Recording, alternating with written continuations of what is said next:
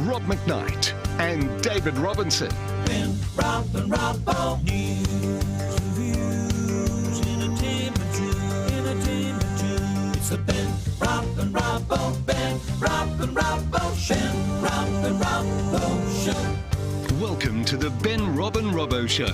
Here's Rob McKnight. Press the sound. Hello. What is going on?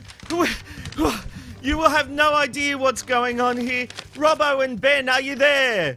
We're here. That'll teach you for saying that about Mulk. I He's know. the godfather. He's put a voodoo on me. Did you see a horse's head in your bed the day before? Come on, he's the godfather of television. Look, it's not a problem. I'm not nervous at all. It's Amanda's having a go at me like, you'll wreck the controls. I'm like, aren't they wrecked already? Something major just happened. It's been, wow. All right. Thank you to everyone. Is it Tipsy Thursday? I tell you what, it's going to be in a moment. Amanda, can you, as soon as we've got a moment, get me the wine, get me the bourbon. While we get a chance, what day is it? It's Tuesday? We're doing Tits Up Tuesday. That's what we're doing.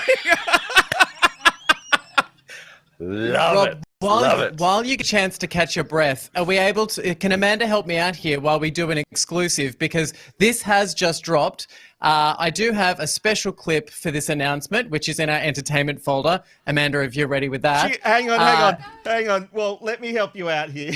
We're going to have to get it. But you know what, Ben? I really hope this joke is worth it. Because there has been a lot of people talking about this. Ben, we're going to hang because I know people are retuning in anyway. So while they all find the feed, I'm willing to indulge you in this. So Amanda's looking at me like, is he seriously trying to do this now? Sorry, can you take the wide shot? She's like, Ben, what are you doing to me? Why would you do this to me? Now, what am I looking for? Oh, here, the mic one? Yes, it is. All right, hang on. Amanda, get ready to take this because this is going to be the funniest joke we ever see. Take it, Amanda. Big Brother 2020, the year of the pandemic, where everything is new. I'm not. New housemates, new diary room, I'm still here. new rules, new challenges. Everything's new. Oi, I'm right here. But one thing remains the same. Well, finally. The name, Big Brother. Oh, come on. On 7. Hi, I'm Mike Goldman, and I'll be hosting the new Big Bro Show, where we recap everything Big Brother. Who better to have an inside look than the guy who's not allowed inside to have a look?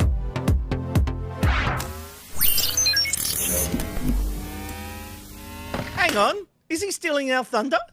I think so. Well, no, he's not. Channel 7 have just officially announced that Mike Goldman will be hosting the sideshow for 2020. So for all those people out there who have been very upset about Mike Goldman not being included in the Big Brother franchise, the one and only has been officially announced by Channel 7 today. And I couldn't be more excited. It was nice to be able to hear. It was nice to hear Mike Goldman's voice, back in the Big Brother land. And it was interesting to hear him interacting with that Big Brother voice that just a few weeks ago he said sounded a little bit creepy. I got to say, I thought you had a joke ready for us to go. I didn't realise there was some actual breaking news. That's. Are you okay, Rob? I think I really put the voodoo curse on myself with that joke about Mulk. I really think it's. Anyway, we are like 20 minutes behind. Just so you know, what we're going to do, if you're watching us on Ticker TV, thank you for sticking with us through that elongated ad break. But you know what? 60 Minutes had that happen once upon a time. A story got injuncted. They got an injunction against them at the very last moment, and a major story about it's set in Victoria had to go, and so they literally just played 15 minutes of ads. It was, everyone was wondering what was going on, so that's what we just did on Ticker. And the same thing happened, Rob. Remember when Channel 7 went off air in the mid-2000s in an episode of Blue Heelers? It rated better than SBS, the black screen of 45 minutes. Yeah, it still rated like 800,000 or 900,000 viewers for that 40 minutes where they literally put black and colour bars to line. So, you know what? technical issues happen to the best of them. We are an up-and-coming streaming show, and it's an interesting process that these things happen. But you know what? Let's move on to our hot topics. And Victoria is said to be the first place you'll start smelling the popcorn again. The state government has announced June 22 as the day projectors can be powered back on. But strict social distancing laws will still be in effect, so industry sources say that the pictures will only be operating at around 30% capacity. Ben, it's a closed room. No one is mentioning that air purifiers are installed. Is this too soon? Look, I think that there is a bit of a debate going on about will this affect cinema in the long term?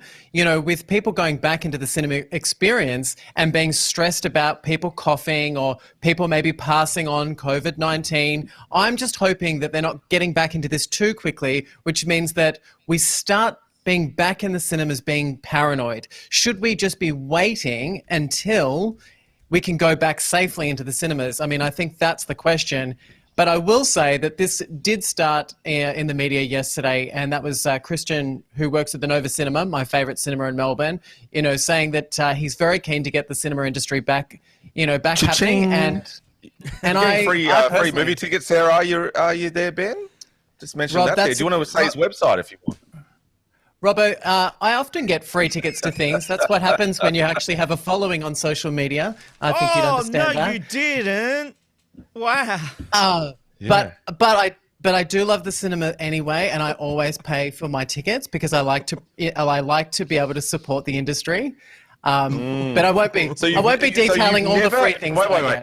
You've never taken a free ticket from anyone because you're just so pure and wonderful? Are you saying that on the air right now, on the record?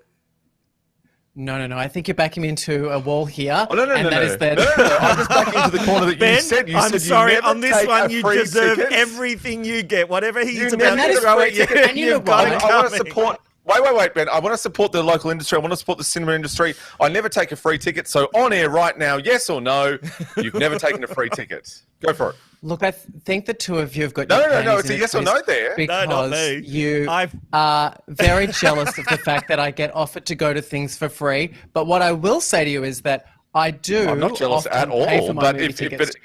So you do often now. So you've already reverted back now because you said before Robbo, that you always pay for Robbo. it. But now you don't. Sorry, Rob. Where's my bell?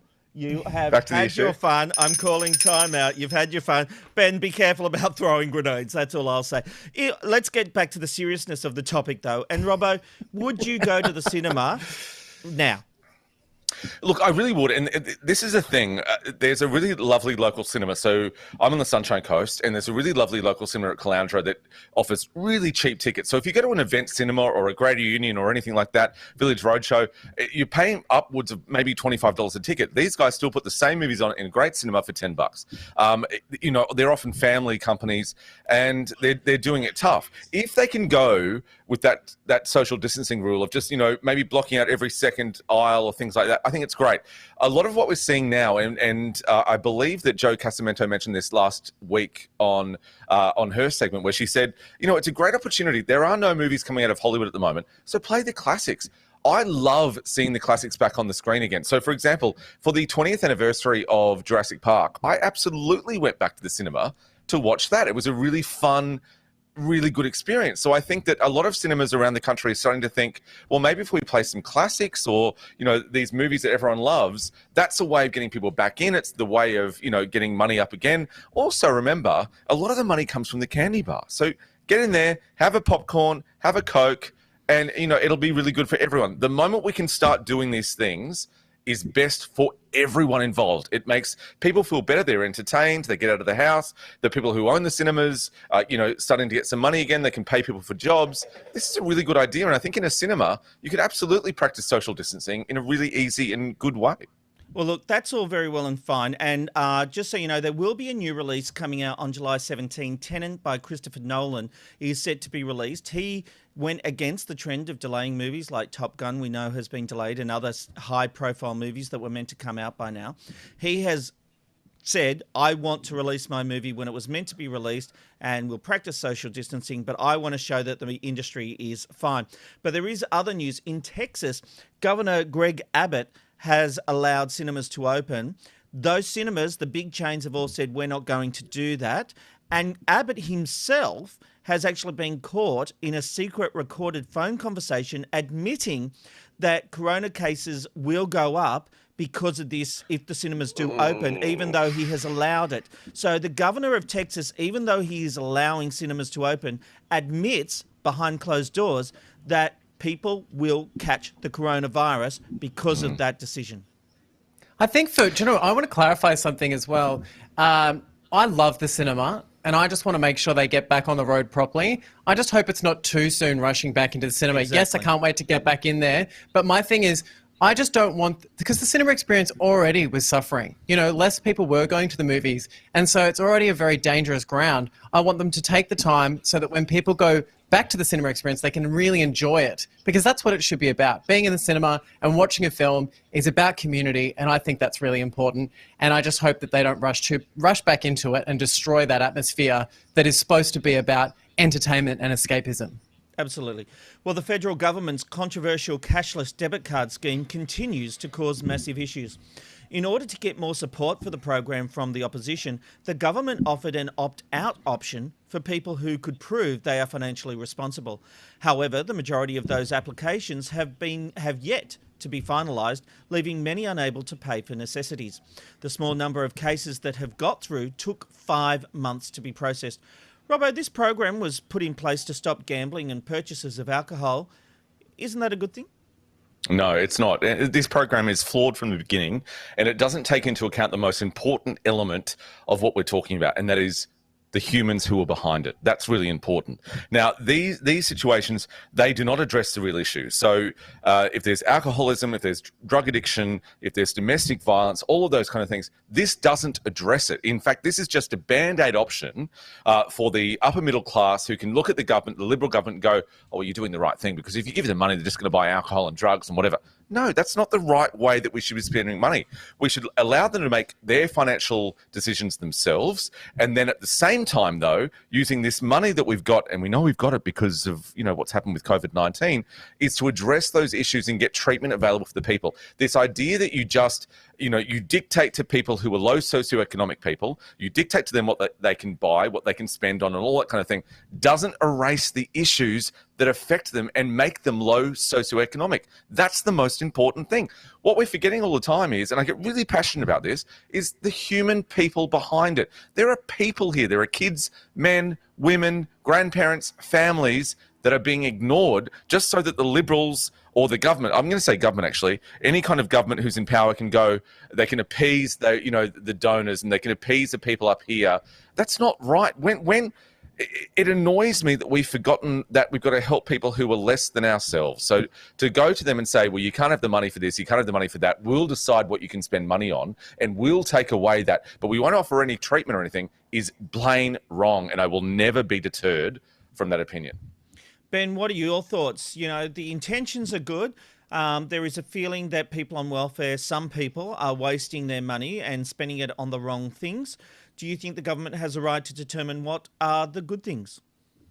Yeah, I think that they do in a way, and I think that's because there is an enormous amount of people taking the piss. This, I think, the Australian slang for what's happening here. I think, Robbo, you might be drawing a long bow with some of that, and, you know, making some big statements like, oh, the Liberal Party's trying to make us poor and all of this sort of stuff. And I think that it's just a really difficult situation where we do need to determine on who's doing the right thing and the wrong thing. And whilst we try and put those things into place, we are going to need to try and test certain things to make sure that, yes, we are looking after people of lower socioeconomical situation, and we have to make sure the right thing is happening for everybody.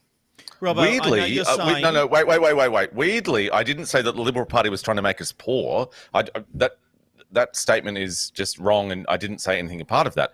What we're losing here is that there's bureaucrats and government situations and decisions that are coming off and not actually addressing the issue. So you can say to someone who's got an alcohol issue, a drug issue, a domestic violence issue, you can say, well, we're going to take the money away from you, or we're going to control how you spend it. That doesn't do anything. It's a band-aid solution to a much bigger problem. So it's this wonderful thing of governments and these elitist kind of members of our society who goes, oh, well, if they can't pay for it, they can't drink. But that's not the issue. Everyone will find a way to get drunk, to get drugs. Yes, I agree. You know, all of that kind of thing. This is outrageous. Ben, again, you say comments like this where you say, I'm saying that the Liberal Party is trying to make everyone poor. Not even remotely correct at all. This is a classic case of there are people who are desperate. There are people who are in a really bad situation. So I find it really offensive and really immature when people go, oh, well, we need to look at this and they're just making us poor. That's not what's happening. These people need our help. So just take the money away from them and say, well, you can only do this with your money and we're going to take away from this. It doesn't work like that. The other thing is that they can't also pay, they can't pay their rent, they can't pay for their food, they can't do anything like that. But thank God that the middle class and the non-addicted and the the people who live in their 4-bedroom houses that they own and all kind of thing, that's great that they don't have to deal with that. That's not the right way to go about this. A cashless debit card is the wrong way to go. It is not addressing the problems. It is doing this Band-Aid solution that appeases the base of the Liberal Party. It appeases the base of Australia, and it is wrong. I think agree something that's really different between the two of us, though, and that is that it's very evidently clear on this show that I don't actually mind control, and I think you've got a problem with control. Because anytime you have a situation where we discuss it and it seems like the government has some control over you, you automatically get your panties in a twist and throw your toys out of the pram. This is about humans. So, this is about, I this get is about that it's people. about humans. Well, Okay. that's not about power. That's about helping people. So yes, power in this situation, I like power. I want the power that we have in this country to go to people who have a drug or an alcohol problem or they're in a domestic violence situation. I want that power that we have here to remove them from that or to help them to get out of it. That's not what's happening with this kind of thing. So it's not about a power thing from government. It's about a government going, this is a massive part of our situation. Domestic violence, epidemic.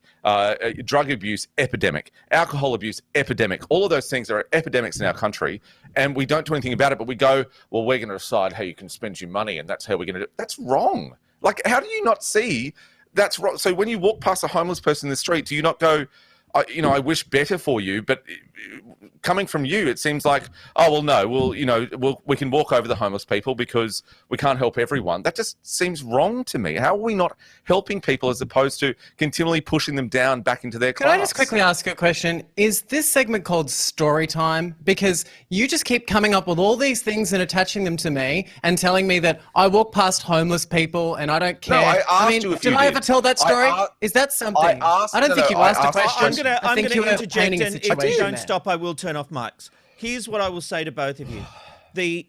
I think there are ways of discussing these issues without personal attacks. And the fact is, the problem is when people get close to each other, and the three of us are close, it can spill over that we can take the piss sometimes by actually getting a little bit personal. The comments about social media following, the comments about what Ben does, like walking past homeless people. I asked the question. That was not... I said I will turn off mics. I want to get this out. I know you asked a question, but with a question like that comes an expectation. So I think a little bit more respect is needed. I love you both, but this needs to stop. What I want to say about this topic, and Amanda's throwing her head in her hands because I said I love you both. She says I'm too TV. So you don't love us both? I do, but I'm not allowed to say it. All right. So here's the thing. Robbo, I completely agree with you. I think there is a problem about governments deciding how people spend their money. You don't have ownership over someone just because you give them a handout. And yes, there are a minority of people doing the wrong thing, putting it through the pokies, putting it through drugs and all that kind of stuff. But the fact is, changing the way they get that money is not going to change what is happening. They will do deals. They will swap it with people who do get the money.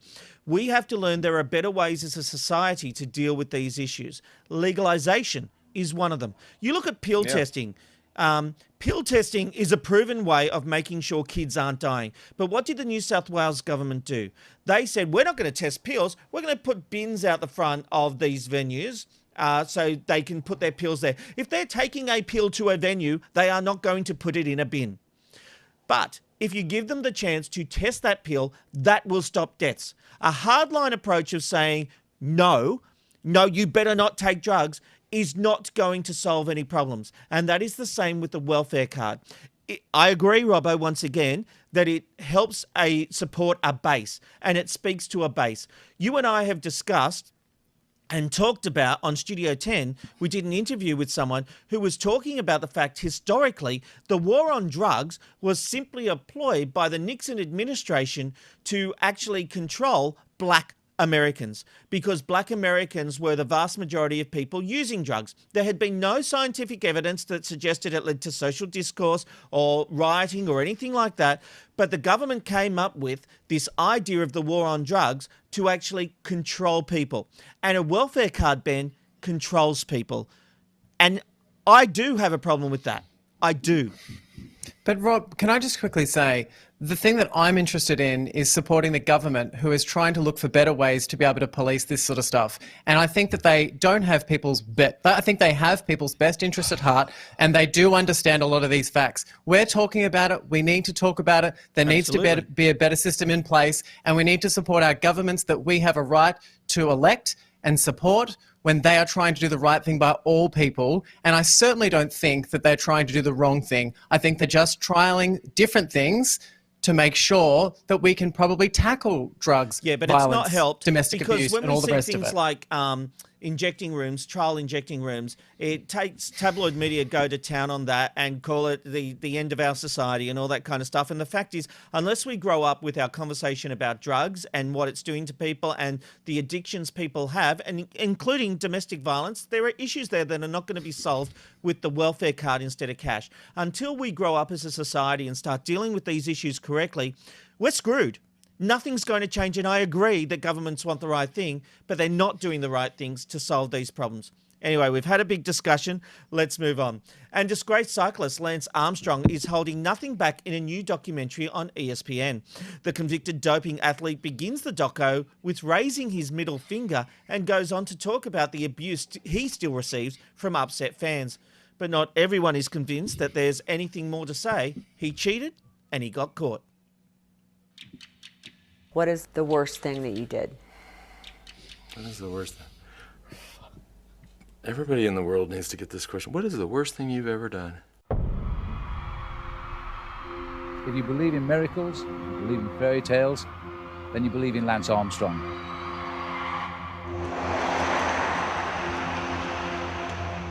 The talk is that this is Lance Armstrong's effort to resurrect his reputation. He's very good at making sure he's one step removed from true responsibility of his actions. I'm going to be naturally skeptical of whatever Lance does or says. The cynics and the skeptics, I'm sorry for you. I'm sorry you can't dream big, and I'm sorry you don't believe in miracles. All the praise that we put upon him was all well-deserved. Winning 7 Tour de France's is not easy. That's extremely difficult to do. The French media began taking shots at Armstrong last week. It escalated over the past 2 days, accusing him of taking performance-enhancing drugs. I can never be honest about this because all of this goodness will come crashing down. I did tell Lance to just come out and say it. I mean, this is real now. I needed a nuclear meltdown, and I got it. I'm not going to lie to you, Marina. I'm going to tell you my truth. Ben, doesn't everyone deserve the chance to clear their name? Oh, 100%. I actually feel, I feel really strongly for people who can admit that they're wrong. I mean, I love that in people. Sometimes people say the wrong things and they need to take it back. And I think in this situation, he's just highlighting something from his past that he's not proud of. And haven't we all got those moments? Like, haven't we all also got a right for redemption? Look, that's an interesting point. The problem is people don't know if they can believe him. He lied for a long time. I think I want to hear his story. I want to see if he's grown as a person. What I'm a little skeptical of is the idea that he gets upset that people still abuse him about what he did. He made a lot of money.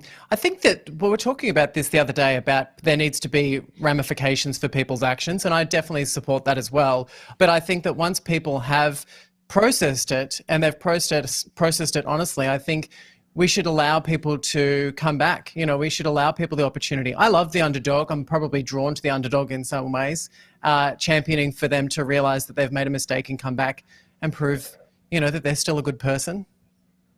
I do too. And, you know, people do make mistakes and they get caught up. The point I was going to make is he made a lot of money over the years when he was a champion. He sold a dream. He sold this story. And he expects no consequences when it all comes undone. Of course, people still call him out on it today because this rocked the world. This rocked the sporting world, Ben. Yeah, it really did. And I think that, you know, he's been paying for that behind closed doors in ways that we probably don't understand. And I think that, you know, what I saw from this very powerful clip, which we just played in its entirety, I think we got to see something really important. And you get to see a man who's on a journey that's still struggling. Absolutely.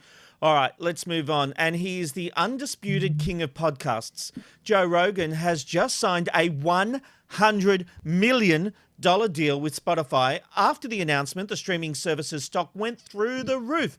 Many are now calling Rogan mainstream media, taking the focus away from traditional brands like CNN and NBC. Robbo, is this the future? Are legacy broadcasters truly in a death spiral? I think that legacy broadcasters have a position to be able to still deliver news and to still deliver what we call shiny floor shows. Robin, you know, you and I have discussed that a lot about just offering that kind of thing. I think what Joe Rogan offers is a great thing. He's a man of the people. You know, he's a comedian. If he gets too close to an issue, he kind of pulls back really quickly and just says, you know, I don't know about this, or, you know, I'm just making a joke. Is this the future? I hope not, because I still want to see news coming from those legacy broadcasters. I really do. So, for example, the New York Post, the front cover of that today lists 1,000 names of people who have died from coronavirus. That's still really important. That's not Joe Rogan's area at all. So if he's doing some great entertainment, if we're returning to, say, the days of, you know, IMT in Melbourne Tonight with Graham Kennedy, or, you know, the Don Lane show, that kind of thing. That's what he's doing. He's doing interviews, you know, he's having a bit of fun, there's a bit of comedy there. That's fine, that's great. But I really don't think that we've got to say goodbye to your CNN, your NBC, your CBS anytime soon, because I think they're still are very good. And I've got to also say, in Australia here, obviously the ABC as well, I think that we can't say goodbye to them yet, because it's a different kind of ball game, isn't it? It's apples and oranges. Look what we're doing here, Robbo. We're changing the game with our show. Ticker TV is doing something completely different by taking it from being a broadcast to a streaming service, and he's having, and he's having a major success.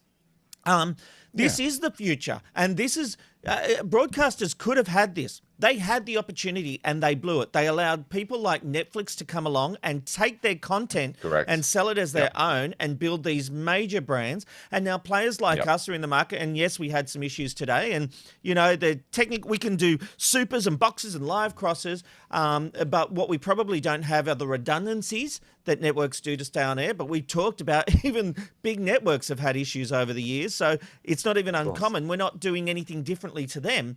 But we're becoming an alternative place for people to get content. And this is what this is about. Joe Rogan is usually number one on iTunes. He's number 2 today. I just went and checked. So he's always up there. He always has the top episodes. And basically this is a play by Spotify to edge Apple out by saying, you can't get Joe over there anymore. You've got to come here.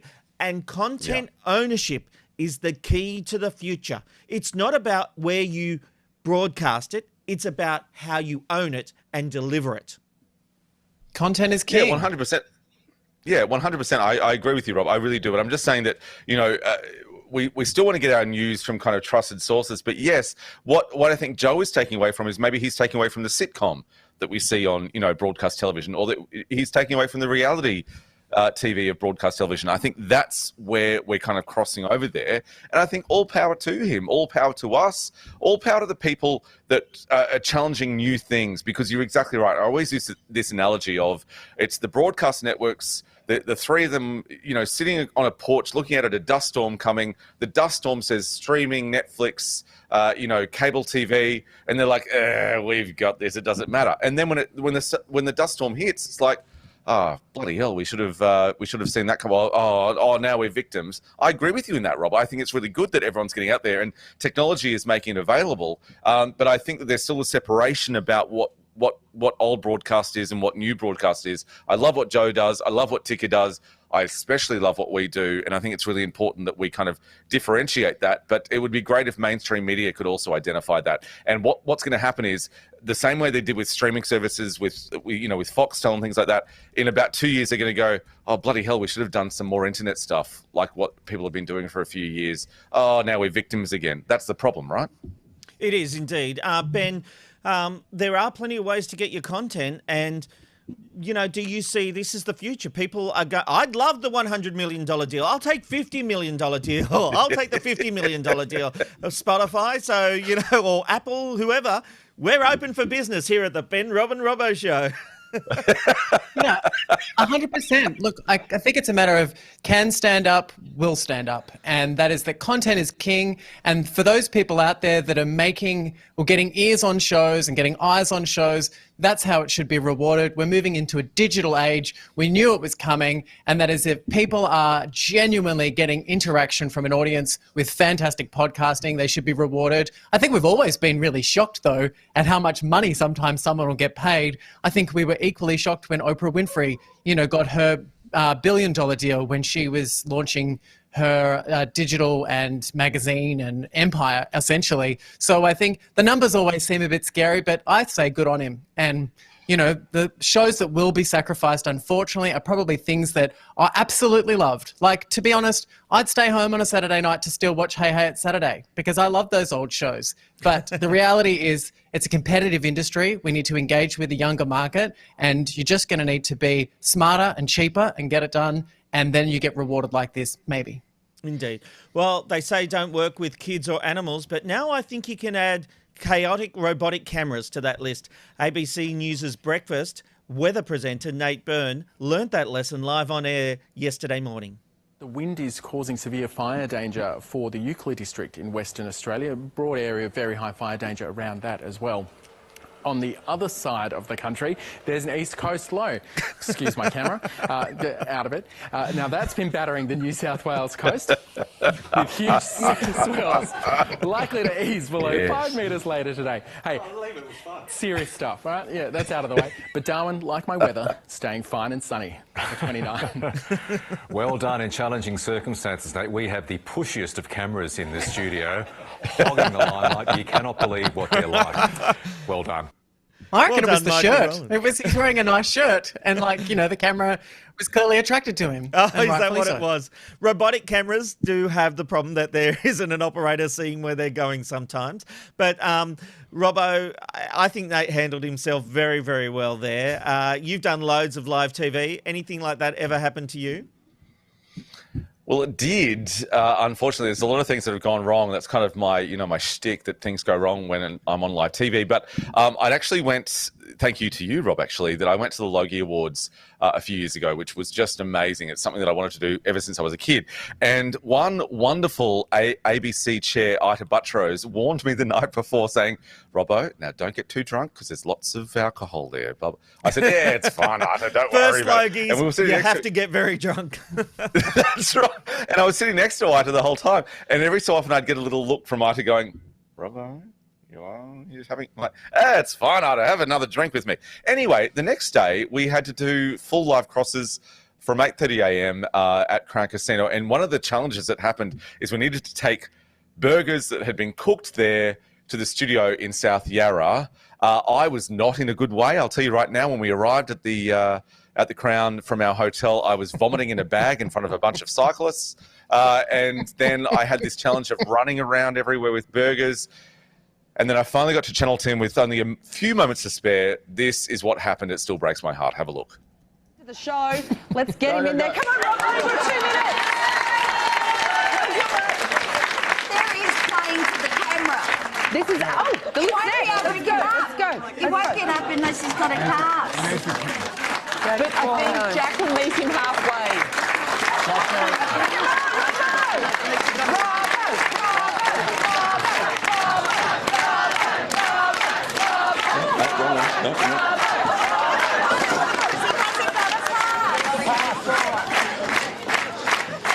Level 5, Robbo.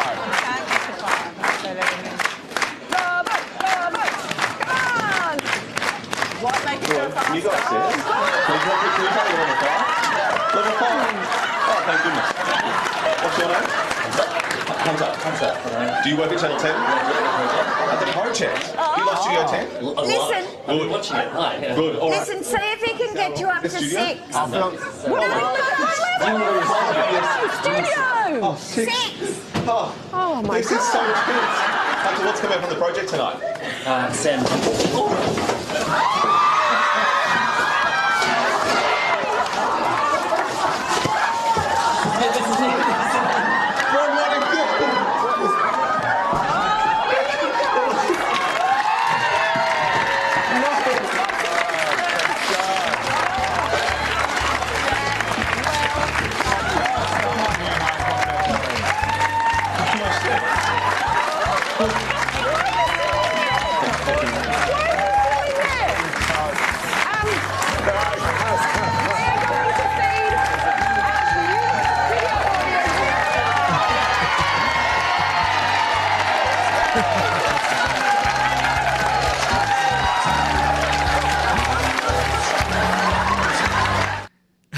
I love that. And Robbo, the story behind that is that we were only meant to do a 2-hour show from 8:30 or 2.5-hour show it was back then until 11 o'clock. And literally, I'm looking at my rundown thinking, I can't get through all this before 11 o'clock. And seriously, it would have been less than... It was after 10:55. I literally called up the head of programming, Bev McGarvey, and said, I need to go until 12. And she's like, all right. And so we just went, we're going till 12. And then the audience were like, well, we're hungry. We want some food. And I went, oh, Robbo, there's a whole guy out there with burgers. Bring him back. And you were doing this dash across Melbourne. I'm not sure how legal it was. You did this complete dash across Melbourne in a car, in a taxi, to bring these burgers back, and you literally delivered them a second before we were out. That's right. What I also loved, Jack, who was the audience coordinator, came up in a different lift and actually got there before you, even though you were taking the first one. I know, but a lot of people said to me, or they accused me of saying, oh, did you drop that on purpose? I promise you, I was in such a bad way because when you said bring the burgers to the studio, we were running, I was sweating, I may have been, maybe a little hungover. Definitely. No one can confirm that. But when that happened, it broke my heart. When that happened and it fell off and I was just like, oh my God, like what is happening? I'll tell you right now, I went straight home to the hotel and spent the day in bed not very well. I can promise you that. I will tell you, Robbo, your first Logies, there is a tradition. First Logies, you get completely drunk. Second Logie, you're completely sober because you don't want a repeat of the previous Logies. And the third Logies, you find the balance. That's my experience. On my first Logies, I sat on Yana Vent's lap. Oh, yeah. Hugged Laurie Oakes. I got told off by Roy and HG. And then, yes, it was a very big night. I don't think I'm allowed to say any more of what happened that night. Amanda's sitting next to me. But the censor is in the room. Yes, the Logies, a chance for everyone to lose their mind. Yes. That's right. So, Rob, though, we've had some pretty crazy and unpredictable times on Studio 10. One of them sticks out on your mind. Tell us about that. Oh, Robbo, there's so many from Studio 10, but I think this moment where we had a dog on set, and I loved it. I always loved Graham Kennedy comedy. The dog. But when this happened, I was so happy. You have to put little jackets on him and stuff? Yes. Tell them where he sleeps. He sleeps in bed. Don't they all? Yeah, exactly. He has pajamas. Oh, yes. Oh, isn't that gorgeous?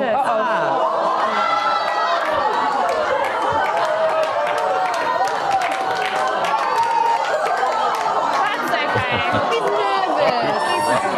He's nervous.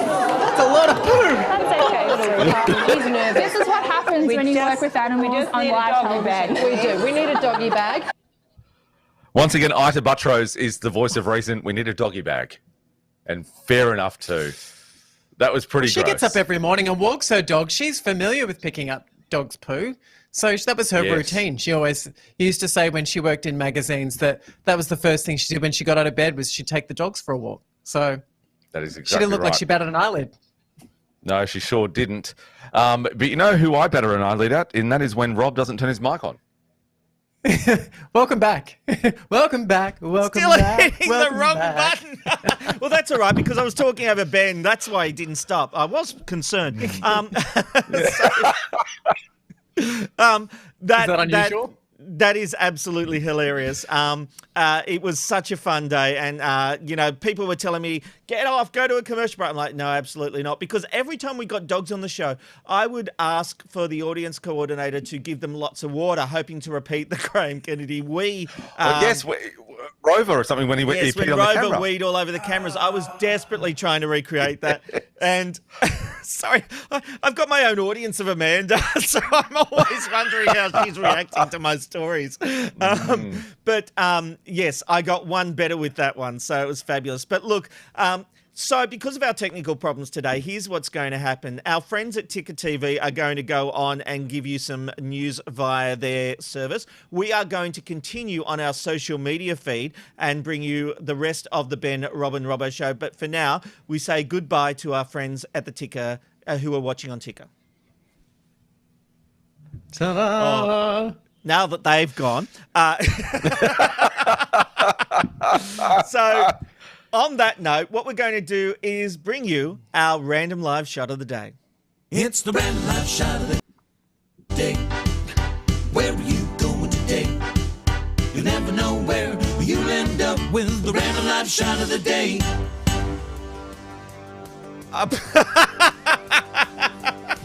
Get it going, Amanda. We'll wait. They're not seeing this on Ticker, so they're only our friends on social media are seeing. Oh, Can we see what you've been searching in the search history? Oh, no. All right, we'll leave that one there. We'll leave that one there. We'll try and do that very soon. Anyway, all right. Well, in case you didn't realise it already, I'm a big Sookie baby, and I got my chance to prove that yesterday when I had a chat with Jessica Rowe. Jess and I have been work colleagues on and off for about 15 years, and as we discussed, we've certainly had our ups and downs during that time. And as you'll see, this interview was very special for both of us. Jess, welcome to the Ben, Rob and Robbo show. Oh, wow, Rob, what a treat and a joy to be talking to you, to be hearing you in my ear again. I've missed the instructions. I mean, if only... Is it a joy, Jess? It is a joy. Honestly, it is such a joy. If only your viewers could have heard the setup before, because I'm not very technically minded and you're giving me the best instructions to get this just right. So it is lovely to hear your voice and see your face. Oh, you too. It is a nice reunion. And look, it's been quite strange over COVID-19, but your girls are back at school, are they not? Oh, my goodness. They are today. I have been doing star jumps around the house and punching the air. So excited to have them back. And I'm sure I am not the only parent who is breathing a deep sigh of relief to have a little bit of routine returning. But you know what was interesting was when I dropped Giselle, my youngest, because my eldest Allegra insisted on getting the bus. She wanted to get the bus, and I know I was a bit nervous about that. Embarrassed of mum and dad. That's right. She's like, no, I want to get the bus. I want to see my friends. It has been it's been stressful, but it's been very special sharing that time. So there was a part of me that felt a little bit sort of sad, a bit emotional, thinking, oh, off she goes into this next step. And I just hope that for everyone, it all goes okay. Oh, don't we all? We're all hoping that. It's been we've gone through exactly the same thing. My wife Amanda got a little bit emotional as we were sending the kids off today. But look, it is a good thing. But let's talk about your media career. And Jess, I think you're probably one of the few people in this country who's actually appeared on every free-to-air network. I reckon you're right. I've worked on all the commercial networks.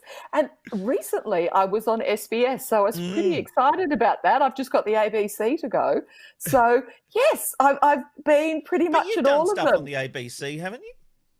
Well, you know what? I probably have done the odd maybe guest show or appearance. So yay. Well, thank you, Rob. I can now say I have worked on every network, every free-to-air network in Australia. I think that's a badge of honour. Well, it's funny you talk about SBS because that, of course, was Celebrity Mastermind. And no shock here, your favourite topic was cats. But tell us, Jess, how did you go? Oh, I came last. But this is the thing that I've always admired about you.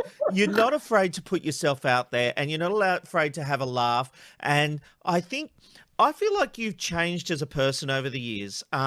You know, I think even your style of reading news has changed. When you were doing 10 News, you were very I've got to be authoritative.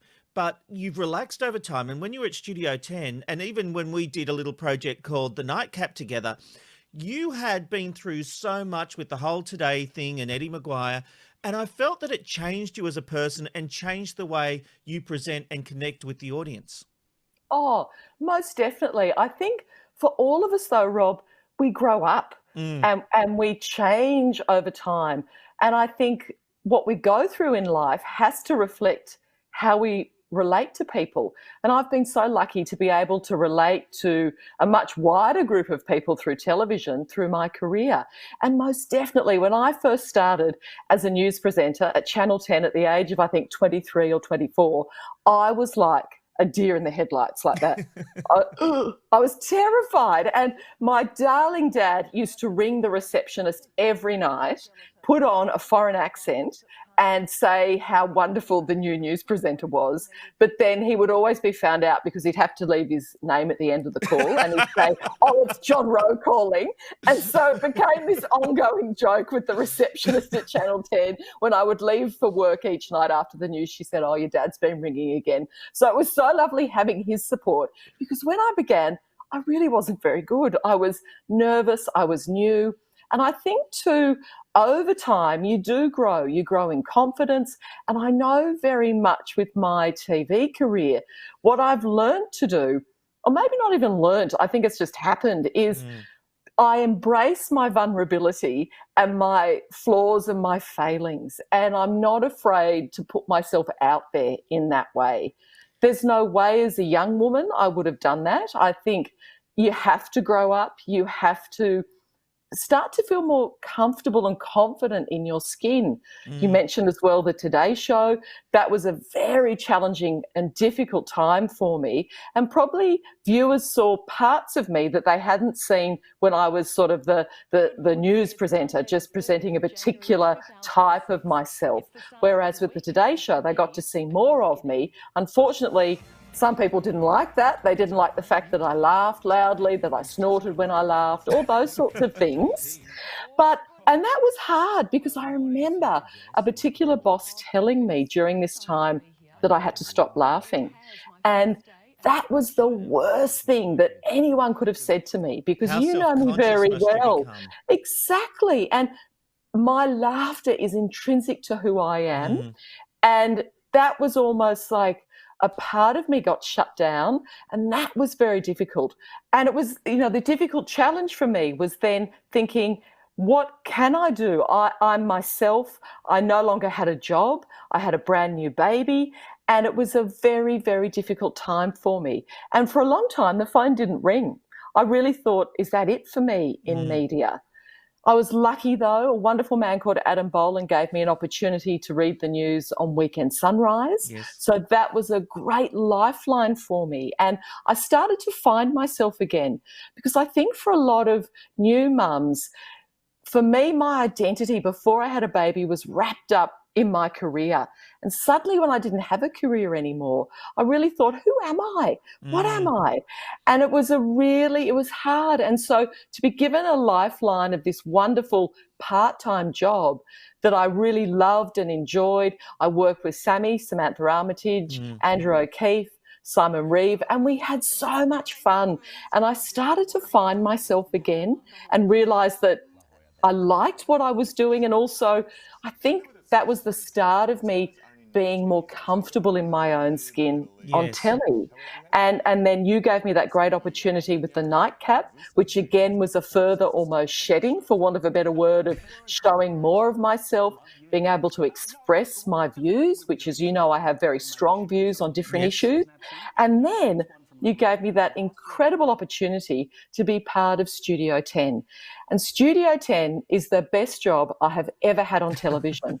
It is, because, and I think about our first shows that we did to many years, you know, how many years were we on air? Many years. And I look at how much I grew as a person, and I think more and more I became more comfortable and confident in my skin to be myself. Yes. And by then, I didn't care as much what people thought. And I reveled in being myself. And I loved that. And that is why I'll forever be grateful for that opportunity on Studio 10, because it really helped me find myself and my voice and allow me to be vulnerable, allow me to put myself out there, but also it allowed me to explore so many different parts of my personality where, you know, we talk about really serious issues, but then one of my favourite things, I don't know if you remember this, was dressing as a fart for Halloween. Oh, yes, of course I remember that. And I was adamant I wanted to be a fart. And you're like, yep, no problems. And I remember making my costume the night before. I went to Spotlight, I got tulle, and I made this costume. And Petey was lying beside me in bed going, Pussycat, what are you doing? And I said, I'm making a fart costume. And he said, you really are getting more and more eccentric the older you get. He just turned off his light, went to sleep. And then I remember it was so wonderful because I surprised everyone else on the panel. And one of the best moments for me was that I remember racing out at the last minute. I was sitting next to Ita, and Ita turned to me and she's like, what are you? And I said, I'm a fart. And she went, why? And I said, why not? And I just thought that was fantastic. And more, Rob, I'm embracing the why not.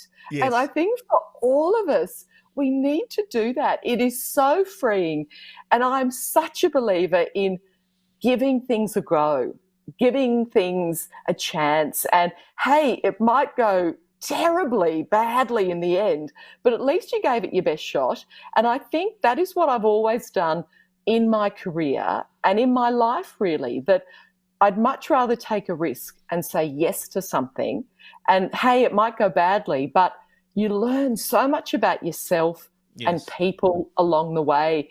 And they're often the best lessons. You know, I used to think that with career that it was, you know, you kept jumping up the ladder, you kept improving, each job was sort of a promotion. But then I came to realise when I had that very public sacking and things, I came to realise that... Oh, there's nothing like a public sacking, is there, Jess? Exactly. And it's often in those zigs and those zags that you really discover the joy and the wonderful things and have a go at those opportunities that you might have been too afraid to do. Look, one of the things about Studio 10 for mine was the way you did embrace who you were as a person, but it was also tough because we would often talk about the fact you were the lone voice because of your views differed slightly from the panel.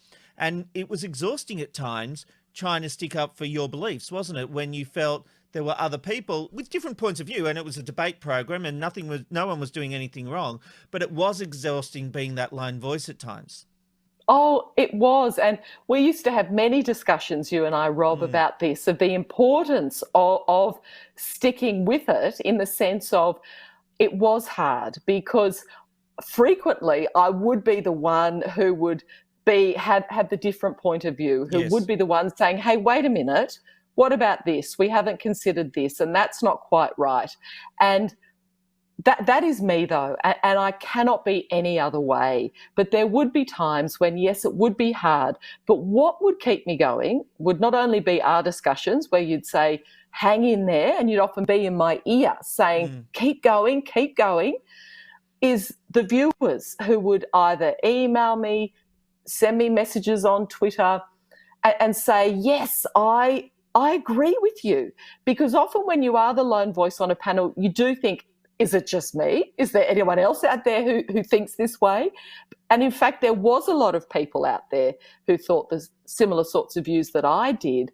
And that also was what kept me going. I'm also someone who, even since I've been a little girl, I've always stood up for people, almost sometimes to my own detriment. I know this feeling. Will always, oh yes, and I'll always rise to an occasion. And even now, my dad, back to my dad again, my darling dad, he'll tease me about things and I'll start debating and he'll say, no, we don't need to do that. Or even with Petey, it used to be there'd be discussions and he'd say, Pussycat, you're not on Studio 10? I can relate. I promise you, Jess, I can relate. But look, it's funny talking about Studio 10 and your journey, because I actually feel like right now, I think today, looking back, and this is hindsight, when you did the Today Show was the wrong time for you to do that show. If you had gone to the Today Show after Studio 10, I actually think it would have been a triumph. You know, the way you've grown as a person and a presenter, I think would have suited that format now, rather than, it was such a big change from the way people perceived you and the way the show was perceived, because it was trying to be different to compete with Sunrise. But now it would be a beautiful fit for you. Oh, well, not the early morning, such a good fit. But it's an interesting point you make, that I do think that it wasn't the right time for me and I wasn't in the right headspace. And we do grow and change as people. And I think having, I'm now a mum, obviously. I've got my two beautiful daughters who are 11 and 13. During the Today Show, I was going through IVF. And so all of those things are not almost, they are the making of you as a person. And I've grown so much over those years. And also, I think, as you say, because I'm now far more confident within myself, within my skin, and that's something that I don't think, you can't learn it. No. It doesn't just happen. It doesn't just arrive when you start a new job. That only comes through experience, through life experience and learning to embrace who you are. And that's been for me, as there's so many people. And I've gone through my mental health challenges, all those sorts of things. And that, though, again, has made me who I am today.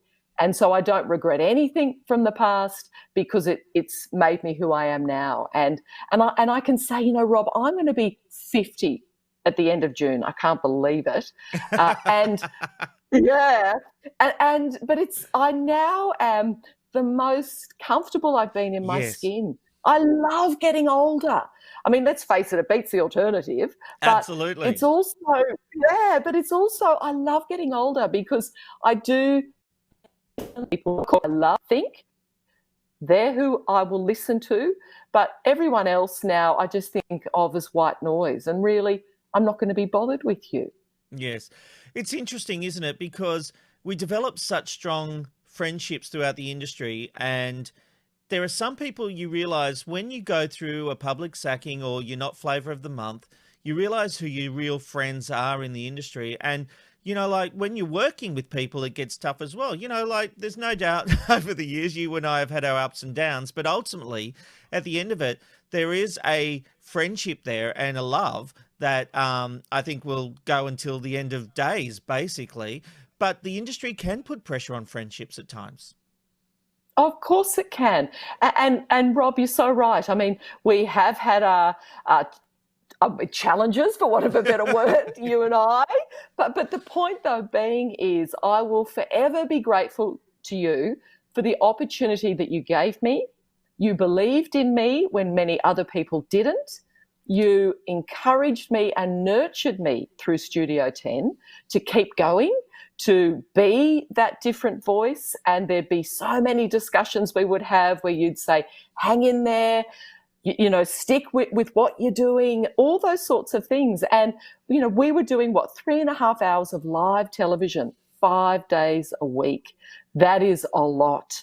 You spent a lot of time in my ear, in all the other wonderful panelists' ears as well. That's a lot of time, and we shared our family sorts of situations, all sorts of things. So that's a lot to go through, and you cannot discount any of that. So as I said, Rob, I will forever be grateful to you for the chance that you gave me, and I think it's wonderful for us to reconnect. That means so much to me. Jess, you've actually brought tears to my eyes. Rob! Oh, Rob. You really have. Oh, well, it's very special to reconnect. I would give you, I know I'm not allowed to hug, but I'm giving you a hug. And you see, because I'm not allowed to look in the box, I'm looking at the green light. I can't see you properly either. No, Jess, I love you and I love Pete, and you guys have been good friends to me over the years. I've developed a very special bond with your husband as well, and so I am glad that we've reconnected, and we reconnected before this. I've been over to your place, and I do value our friendship very, very dearly, which is why I got emotional at what you just said. So, Rob. And I genuinely mean, I do think you could do anything, and the vulnerability you show is just, it's a wonderful characteristic. And I think I'll give you an example. You recently took part in a show for Channel 7 called The Real Dirty Dancing, I think was the name of it. Oh. And it wasn't a great show, but there were two standout people, you and Jamie Jury, who gave that show everything. And you were easily a standout. And I said this to you, and I said it on Twitter openly, that you were a standout because you gave your heart to it, and when you do a project, you give over everything to it. And I think that's one of the key things with you, and I think that's so important. Oh, thank you, Rob. Well, that show was excruciating in the sense of it was really, I hadn't expected it to be as I know I keep saying challenging. I hadn't expected it to be as hard as it was. And you're right, though, in the sense that if I'm going to do something, I do it 110%. I put everything on the line, and I'm going to put my heart and soul into it, because I think, why do it then if you're not going to do that? And also, I think what I hadn't expected with that show was it to sort of stir up a whole lot of different sorts of emotions in me that I know probably for a lot of women of my age feel the same way, that sometimes you don't feel as sexy or as sort of relevant anymore because you're a mum, you're a daughter, you're a friend, you're organising everyone else, and you lose yourself in it. And I hadn't really thought about that. And so for me, doing that show really made me aware of the fact that, hey, you are still Jessica, you are still a woman, and you still need to see yourself in that way. So I hadn't expected that to happen at all. Well, Jess, I have loved talking to you. We could do a 5-part series, just you and I chatting. Oh, I think so. I mean, both of us love to chat. I mean, Rob, why are you rapping? I mean, normally, can we tell the viewers as well? Normally, Rob would be in our ears going, rap, hard rap, hard rap, hard rap, hard rap. And then he pushed the button again. Is this working? Is this working? Can you hear me? I think the harshest one was, viewers are turning off, I'm falling asleep. Robbo has his own stories about what I would say in people's ears. But anyway, we'll save that one for your next visit, Jess. Oh. Rob, it's so lovely to have a chat and a laugh. You've made my day. It's wonderful. And Petey's looking forward to having a chat too. He said for me to tell you, get in touch, and he'll love to come on as a guest. Oh, I've been planning to hit him up, don't you worry. Jess, thanks for being on the Ben, Rob and Robbo Show. Thank you. Mwah. Oh, I'm such a sook. And Robbo, I'm sure you've got some stories about what I've said in your ear from time to time. There's one that sticks out in my mind forever, and that is we were on the Neighbours set, and you wanted to see cameras and booms and stuff like that, but we couldn't get on stage, and we told you that prior. Rob McKnight knew about it, but Rob McKnight has this kind of thing where he forgets that he's been told something. So I'm doing a live cross. It's early in my career of doing live crosses. He has to key on with his finger. He has to reach over and go, key and then go, because he didn't like what I was doing. Now, for a young reporter doing live crosses from the big boss who he respects and loves, it was really tough to hear the. I believe he never did that again, though, because I certainly made my feelings known to you when I got back to the studio, didn't I, Rob? Indeed, but I asked for behind-the-scenes stuff, and you didn't tell me there wouldn't be any. But we should. Oh no! Unfortunately, we've lost. This argument's been Ben, going we've lost on for Rob 4 there. years. We've lost Rob there. Unfortunately, Rob's mic is turned off, Ben. There, I'm so sorry, Rob. Hopefully, we can get him back. How did you do that? But Ben, I understand that you've got entertainment for us now. And yes, I do, boys. Look, unfortunately, overnight, we did hear some news from Brian May, who you'd know from Queen. At the age of 72, he was actually suffering an injury, but during that time, it is believed that he did have a heart attack, and he is joining us right now with this clip to talk about his health. In the middle of the whole saga of the painful backside, I had a small heart attack, and I say small, you know, it's not something that did me any harm. It was about 40 minutes of pain in the chest and tightness and that feeling in the arms and sweating, and you know you've heard, and you think, actually this is a heart attack. And cut a rather long story short, my wonderful doctor drove me to the hospital himself in his Corniche, and I went straight into what they call the cath room, I think, and had an angiogram. Now that's the thing where they stick something in your wrist here, and it goes all the way up to your heart, and it can go into your arteries of your heart. And Ben, I'm going to say that was the best. No, that was the best intro ever. Brian May joins us now from this clip. Yeah, I thought he was joining us live. I was like, what? So did I. Was like, I like to sometimes do what 60 Minutes does and just, do a bit of false advertising every now and again. Look, Brian May's health is much better at the moment, it is believed, and, he's on the road to recovery. If that sort of thing happens again, he's saying that he can always go back in and have a similar surgery. So what an Aussie legend. It's not an Aussie legend. What a legend. What a rock god. And hopefully we'll have him around for plenty more years to come. Now, Karl Stefanovic yesterday was in the media defending the interview on 60 Minutes with Kyle Sandilands. He came out saying that 60 Minutes didn't do anything wrong and he's very happy with the story. Yesterday, though, we actually were talking about it on the Ben, Rob and Robbo show. And as a refresher, this is what Robbo had to say yesterday about that 60 Minute story. Robbo, you're going to have to say that live because we're now at the part of the rundown where the clips haven't reloaded from our technical issues from before. So remind us what you said about Karl Stefanovic, Robbo. What I said about Karl Stefanovic yesterday was that I think he really missed an opportunity to talk about what the real issue was there. Now, those tears were real. The voice broke. It was really important. Now, Kyle obviously has said that he made a joke about that. We know that is true. But then he went on air the next day on Monday, that was yesterday, saying that, he is actually very sad. He was also on radio this morning saying that he regretted saying that on air because and I quote, every bastard and his dog messaged him and he didn't like it. But certainly Karl Stefanovic and 60 Minutes made a very, very bad call when they were trying to promo a story that wasn't there. Ben? Do you know what, though? I will say, news, Ben, you are sorry. fantastic. Just some breaking news. Sorry to interrupt that. I think you guys were about to have a circle jerk, but we have the remaining clips. Oh, I love you. Let's have a look at what I said yesterday. See if it was the same as what I said just then. Who knows? Have a look. I hope it's not a circle jerk. See if opportunity. Now, a good interviewer would look at someone and go, and they even talked about this earlier in the interview.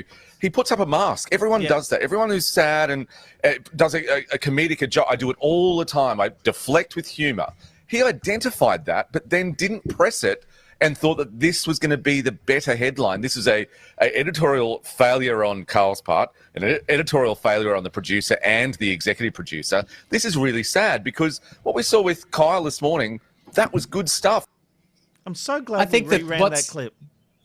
Well, he pretty much said the exact same thing that you asked him to do just a minute ago because, obviously the two of you have been working for a very long time. You've been producing him for a very long time. So he does what you say. Funny that. But what I will say, which you referred to as a circle jerk, is that I think what you did yesterday was really important because, Robbo, you saw that interview on 60 Minutes and you saw that there was a real opportunity that Carl missed out on. And, Carl's even referring to that now, saying, the tears were real, the moment was real. And I think you are absolutely right in saying that it was a missed opportunity and we should have got to the bottom of that because that would have been a more meatier story and more worthwhile for the 60 Minutes audience. But moving away from... Oh, I'm so sorry. Oh, sorry. No. Go ahead, Ben. I love to talk to you. No. Well, I want to know what you have to say. There. This show's going all afternoon. Afternoons with Ben, Rob, and Robbo. It's going to happen all day, mate. So tell me every thought you have. Let's be good. Let's keep it tight. I wanted to be off air by 2:30. So let's. We do need an out time somewhere. Ben, keep it going. Jesus. Absolutely. We've got to pick up kids. Well, my favourite TV show around the world and on Australian screens is Wentworth. And today we finally got some news about when the show will be coming to Foxtel. But first of all, I'd love to play you the exciting new trailer that dropped today for Season 8. This is Wentworth Season 8.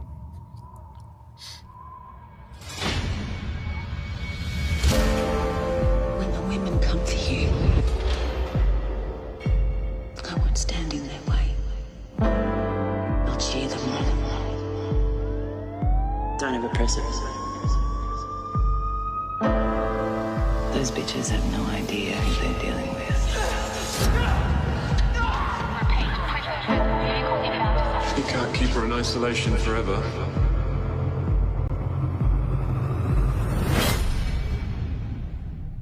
They have no idea what's coming.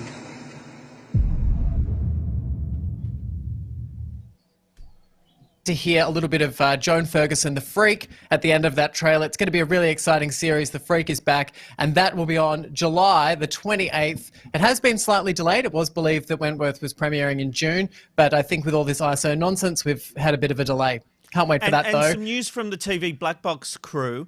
The Foxtel have just launched Binge, and there was some questioning whether the full series of Wentworth would premiere on Binge before Foxtel. That is not happening.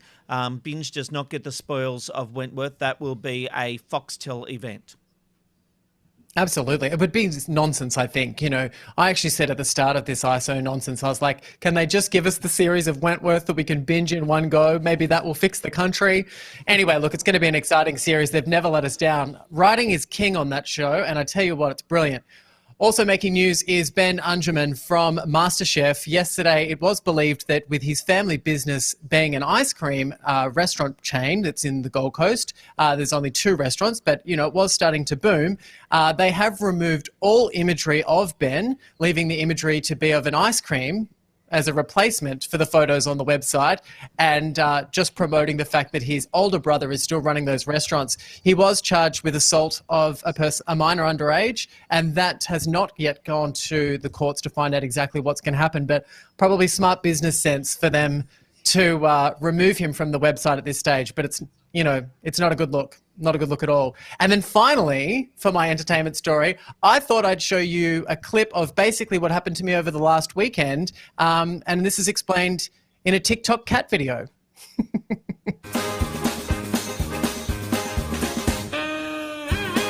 This is my Friday night, people.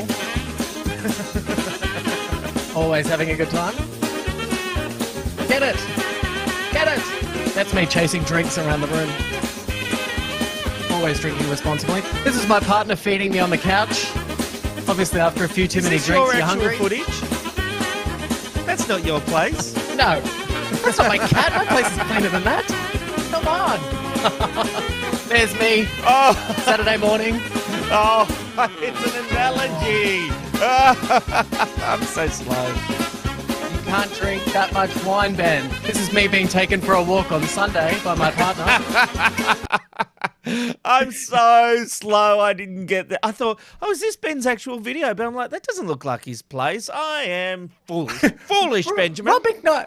I went looking for cat videos that I thought, cat and dog videos that I thought would sum up my weekend. There's so much on TikTok. There's so much content. And they were some of the ridiculousness that I found. It's been a big day. You know what the worst thing is? And thank you for your entertainment. Today before the show was probably the first day Amanda and I were sitting there going, everything's sorted. We've got all our clips in. The Vision Mix is loaded. Wow, I was almost doing this kind of stuff, you know, feet up on the desk. Never do But that. Never do that again. We will be making sure we are loading clips at the last minute because then all hell broke loose. And if only I could tell you what happened. Sorry, what are you motioning? Oh, she wants music. She's telling me to rap. Anyway, thank you everyone who... That's a hard rap. That's She's a hard got rap, kids to Rob pick McKnight. up. So thank you for watching the Ben, Rob and Robbo Show. Everyone who made it here, if you tweet the special word bum bum, we will know that you made it to the very end. Tweet us or, I don't know, I had to think of something, Rob. Tweet No, but bum bum. Let us I know like that bum you bum. made it all the way to the end. And we will see you Hashtag bum bum. tomorrow. Hashtag bum bum. We will see you tomorrow on the BRR show, the Ben, Rob and Robbo Show. It's the Ben, Rob and Robbo, Ben, Rob and Robbo, Ben, Rob and Robbo Show.